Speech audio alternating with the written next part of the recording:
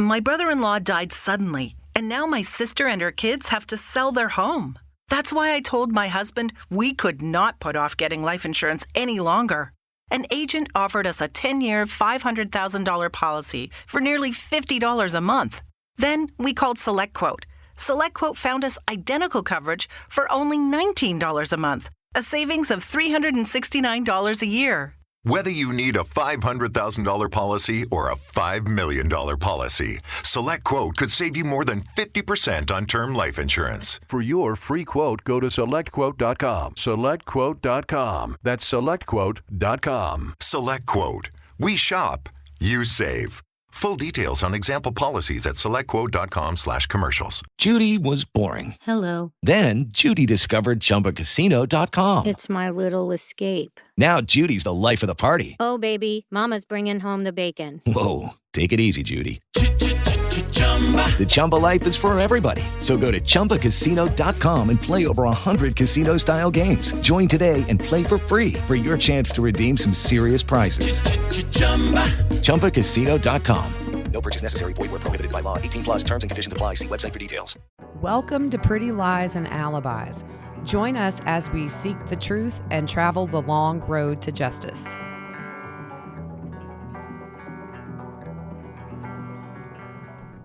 Hi, everybody. It's Monday. Welcome to another episode of Pretty Lies and Alibis. I'm Gigi. What's good, Fruit Loop? Sleep. Oh, my gosh. I've had none.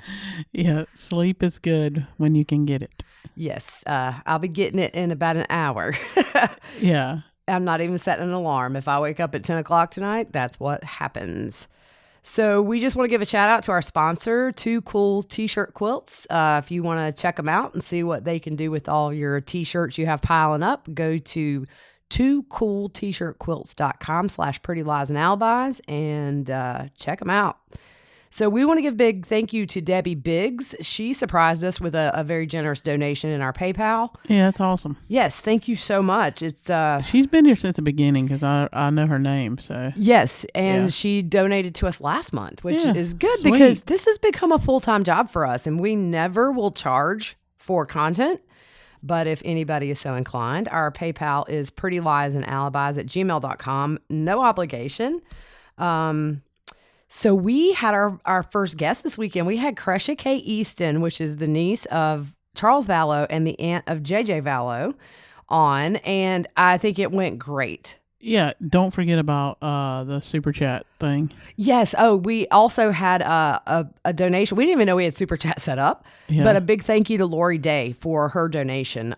We didn't even know that was active, so we were surprised. Thanks, Lori. Yeah. So the live with Kresha, everybody loved it. It was fun. It was pretty cool. It was great. She's very easy to talk to.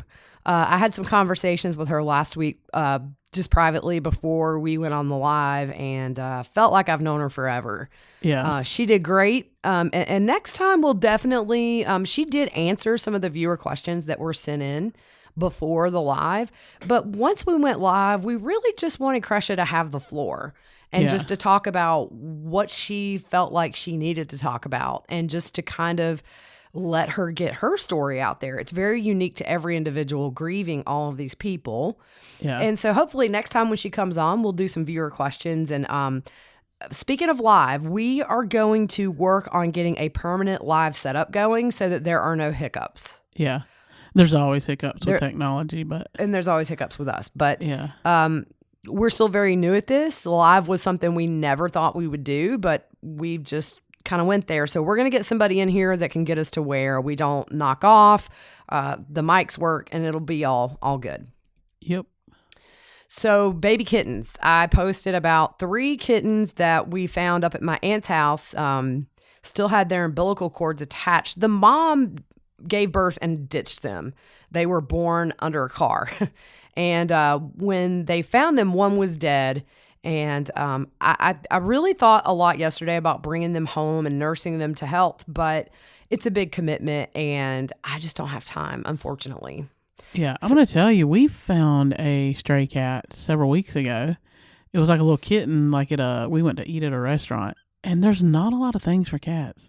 Like we took it like we took it to a rescue place. Mm-hmm. It's like our humane society, and they're like, oh, it's over so many weeks, we don't take it. No. And then they're like, this is what they want us to do. Now you can leave it here. We'll spay and neuter it, and then you got to come. You pay for it. Right. Yeah. You come back and get it, and then you take it back to where you found it. It's hard because that's what they told us. Yeah, and they're very selective about that. Yeah, the age of the cat that they take care of the kitten, and on top of that, they're full. So they have found a rescue where they're going to take these babies, people that are very well trained in getting these little kittens up to an age where they can sustain themselves. One did die last night. The one that I had the picture with, my aunt told me this morning, he just didn't make it. He just wasn't eating good. So anyways, so what was yesterday? So yesterday was 2 years since Charles's murder. Crazy. Yeah. It has to be a very hard anniversary. And that was something Kresha and I talked about is it seems like with as many people as they've lost, there's always an anniversary or a birthday or a death day. Yep. And just has to be incredibly hard on the family. At least this year, there is a little bit of closure in that his murder. There have been charges for Lori. Nothing for Chad yet, but never say never. Yep. This is not a double jeopardy situation. They can charge him in the future if evidence comes out. And I still think that we're going to see charges regarding the attempted murder of Brandon Boudreaux. Yep, I agree. Colby had a sweet post. He had the picture of all the boys on the beach kind of flexing their muscles in honor of Charles. Had a very sweet message. And it's really cute how Charles was looking over very in kind of a proud and protective way at JJ in that picture. If you haven't seen it, go to Colby's Instagram. I think it's Colby J. Ryan. Yeah. Very sweet. Yep. What did we find out about Chad's books? So his books are still on Amazon, but it looks like it's like low stock. Yeah. So we're kind of hoping that they're going to run out of that supply. Although it says more's on the way. What? Who's reading this crap? Okay, I did, but it was strictly for this podcast. Right, yeah, you did it for research purposes. It's kind of like torture stuff. Yeah. To read it. The bad thing is it's digital too. Yeah, they also have it on. That's how I did it. They have it on Audible, I believe. Yeah. I don't think he. I hope he ain't reading. Oh boy. Yeah. So, and one thing that we all know that Mark Means seems to be at the detention center on a daily basis, even though his offices are 4 hours away. Yeah. So we did a little research to see if by chance he had any other clients in that facility, and from what I can see, I don't see anybody else. Yeah. I mean, just because her hearings are paused, it doesn't mean his job stops. He still is able to do his research on the case or building his case or his defense. Yeah, but my thing is, why are you there? I mean, how much can you talk to your client? Like, you know what I mean? Well, she's not even there, as far as we know. She's in a mental hospital. Yeah, it don't Just make sense. Very curious, but a lot of things he does doesn't make sense. I know what it is. He's afraid that if he leaves, they'll forget who he is, and then he'll have to start the whole thing over. I don't think that. I know, I'm just kidding. No, I'm saying I don't think they can forget who he is. Yeah. Yeah. Because they'll tell him, how it was before. He'll have to file something. They wouldn't let me in. Right. Yeah. They didn't let me speak to my client by herself. Oh, boy. So Summer Wells, still nothing in that case that we know publicly. That's crazy. Hopefully there's just a lot of stuff going on behind the scenes that they don't want to put out there, because we find that a lot in these cases. But I mean, I think it's 3 weeks now that she's been missing. I just don't see them now as kind of urgently looking for a child that's missing. And we had read that or we had been told that this has kind of shifted to a foul play investigation. Just they haven't said it publicly. I mean, it's not. Sadly, I'm not surprised. You can't have a child. I mean, you do have kids that show up even sometimes years later that have been abducted, but those cases are so far and few between that you can't help but have little hope in a situation like this. Yeah. But we want to give a big shout out to Coastal Outdoor Advertising in Myrtle Beach, which is where I have my house, for donating 20 digital billboards just to get awareness out about her. That's cool. They are all over Myrtle Beach. It's a big tourist season. There's, a couple million people down there at any given time this time of year. Yeah. But what did the sheriff say? So Hawkins County Sheriff Lawson said the case is nowhere even close to being cold. He says the investigation is still active and intense, and this is not a cold case. And there have been more than 900 tips, but no real leads that they've said. Yeah. They're still looking for the driver of the red older model Toyota Tacoma. The sheriff says they're just wondering if they saw anything. They were not caught on any camera, it seems. So this is an eyewitness who saw the truck. It's kind of weird. It's kind of weird no cameras pick that up. Oh, yeah. But interesting. I mean, they always say witness. And really what it is we got a lot of reasons to want to talk to you besides being a witness. That's usually how it works. They just put that out there not to freak somebody out. Yeah. But right now, Hawkins currently has 6 cold cases they're working. So wow. It seems like people that go missing there, the cases do go cold. Yeah. So we're just hoping and praying for some good news and a miracle at this point. Yeah. Makes me think of Orrin and Orson West. It's been, a year almost, know, right? and nothing. Yep. So we're going to move on. This is mainly going to be about the Murdaugh case today. So it's been a little over a month since Paul and Maggie were murdered, and no suspects, very little information released. Yeah. Since the murders, the investigation into Stephen Smith's death has had new life breathed into it. There's also a probe into whether there was obstruction of justice in the fatal drunken 2019 boat crash that killed Mallory Beach. And that was in a boat that Paul Murdaugh was driving. We've heard that a grand jury is hearing the case of obstruction. Yeah. And this family has kind of been at the top of the food chain for almost 100 years in 5 different counties down there. I think that's probably safe to say that's over. Yeah. I think a lot of skeletons are about to pop out. Oh, yeah. There's going to be a big, I think this is going to be a huge case, just not with the murders and just the boat crash. I think a lot of other stuff is going to eventually come out. Yeah. So Connor Cook, who was a passenger on the boat the night of the crash, he says that law enforcement attempted to blame him for the crash that killed Mallory and tried to get the focus off of Paul. So Connor's attorney has filed a petition, and they filed that on July 7th.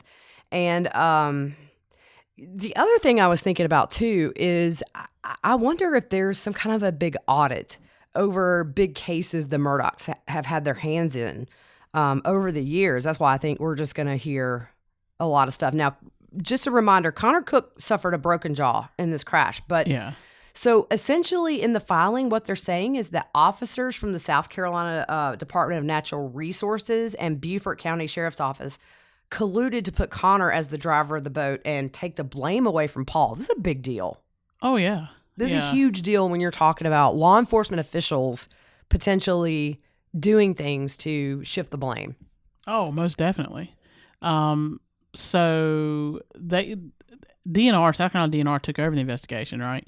They did, because it was a boating accident. It happened on water, so it's not highway patrol or anything like that. Yeah. And I'm going to tell you, honestly, like DNR stuff, they don't play. No, they don't. But the allegation here is they did. Yeah. But in a big sense, we have a lot of lakes in South Carolina. We have 2 huge lakes just near us. Yeah. And the DNR, there's no wiggle room when you get in trouble. It's like cut and dry. It is, very. So what Connor Cook's attorneys are asking is that they be able to take depositions of law enforcement officers and the ability to review their law enforcement cell phone records. Ooh. They say this would confirm or refute evidence of a civil conspiracy coming from the testimony from the depositions of officers that were taken in the civil case regarding Mallory's family, the one they filed. Gotcha. So what they've done is they've looked at these depositions and they see some hokey stuff going on. Wow. Yep. So in the filing, he says that he is informed and believes the law enforcement officers may have information regarding a conspiracy to misdirect the criminal investigation away from Paul and lay the blame on Connor. Dude, that's huge. That's big. You're talking probably potential jail time for these officials if it's proven they did that. I mean, you're messing with an innocent person. I mean, he wasn't driving the boat. Exactly. I mean, one of the first things that everybody on scene said when law enforcement arrived was that Paul was super drunk and he was driving. So the depositions, they weren't focused, obviously, on misconduct at the time. They have to do this now because the statute of limitations is getting close to running out. Yeah. So that's why we're starting to see this. And now that Paul's dead, I would assume if he filed this and Paul and his mom hadn't been murdered, it probably would have went nowhere. Yeah. I think they would have taken care of this super quick. Yeah. Yeah.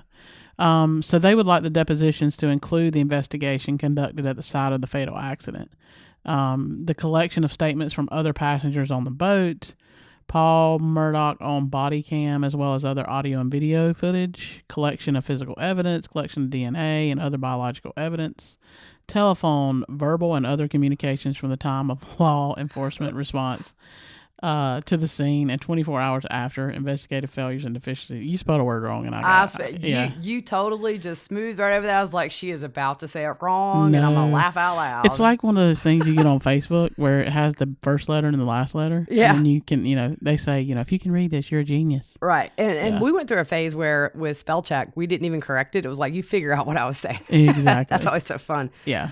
They want to know every single person who was disposed and their relationship to various people in the investigation. Yeah, this is like the whole kit and caboodle. Oh, yeah. This is just the start of some dirty deeds done dirt cheap. Yeah. Coming to light. So they say that some of the evidence gathered at the scene and after is unaccounted for. They want to ask why Paul wasn't given a field sobriety test and to address other investigative irregularities. There we go. Whoop. That resulted in the loss of evidence that would exonerate Connor and implicate Paul. Yeah. Big deal. They say people they want to interview, they say that the people they want to interview and with others unnamed may have information of collusion and or a civil conspiracy with their respective law enforcement agencies. They also may have information regarding a campaign to cloud the investigation and pass on false information to the community. And they're just with that intent to mislead law enforcement and prosecution, charging parties and the public into believing Connor Cook should be arrested and charged as a driver of the boat. Dude, that was all messed up. Yeah, very much. So it's just so sad if you think about it that this guy, the trauma of being on that boat alone is a lot. And then to have a very prominent family try to throw you under the bus because they can to make their son look like just another passenger, it's sickening. But this is kind of what this family does. And the Island Packet, they put out some numbers that the Murdaugh family donated more than $110,000 to political candidates across the state of South Carolina within the last 12 years. These recipients include Governor Henry McMaster, the 14th Circuit Solicitor Duffy Stone, who has not stepped down off this case yet, which I think right there alone is reason he should be booted off. Oh, yeah. Local council members and sheriffs. So essentially, they're just buying access to powerful people. Oh, yeah. And the law firm, how much have they donated? So the family's law firm has donated more than $200,000 to political action committees since 2012. Yeah. Ironically, the family's law firm has made millions from filing civil suits involving fatal collisions. Yeah. So that's kind of the latest news on the Murdaugh case. Like we said, nothing new about motive, suspect, anything like that. There's tons of rumors floating around out there as far as motive and all that other stuff. But yeah, this is just going to be a big, big case to watch. I think that once the information starts coming out, it's going to be like a snowball downhill.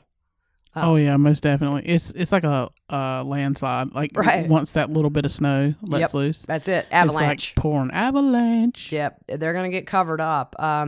So it's all very strange. It's so hush hush. But I think a little transparency would make people feel, at least the citizens of South Carolina like us, feel better. That, I know there's investigations and stuff, and they have to keep some things quiet, but it's been really quiet. Oh, yeah. Very quiet.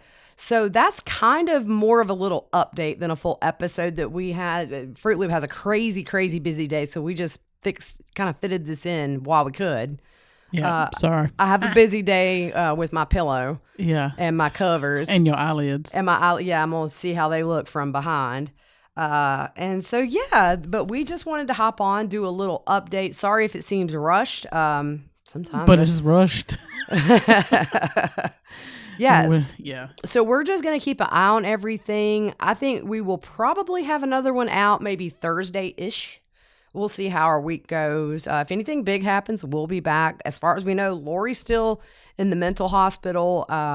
We still need to do another glimpse at life. It's been about a month or more. Yeah. But that's not a bad thing because we kind of did that when we would have no news. And so all the cases that we're covering, there's just a little bit here and there. Yep. So we're just keeping you guys updated. I hope you guys have a good Monday. And we did love all your posts and comments on the live. So many. We went back and read them. So many.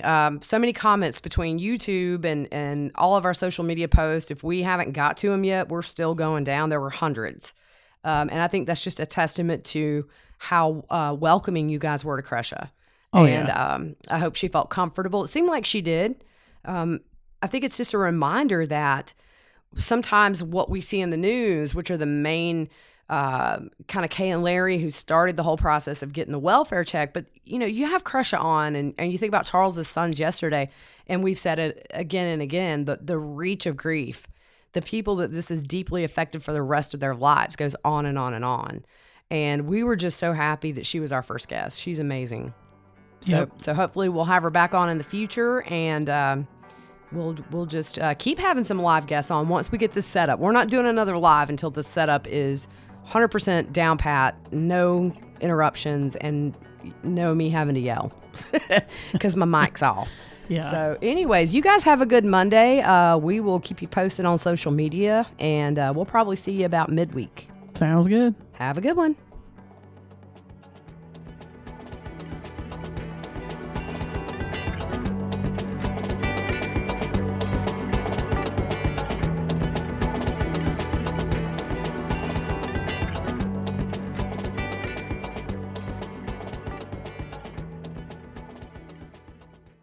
With the Lucky Land Slots, you can get lucky just about anywhere.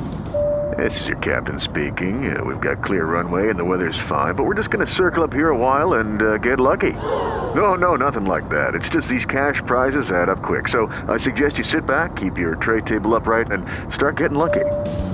Play for free at LuckyLandSlots.com. Are you feeling lucky? No purchase necessary. Void where prohibited by law. 18+ terms and conditions apply. See website for details. Hello, Saver. Whether you're saving for that trip to the tropics or saving for an emergency, now is the time to take advantage of Wells Fargo's savings options. Wells Fargo offers savings accounts that can help you save towards your goals. So, what are you saving for? Visit a Wells Fargo branch or wellsfargo.com/save to open a savings account today. Wells Fargo Bank, N.A., member FDIC.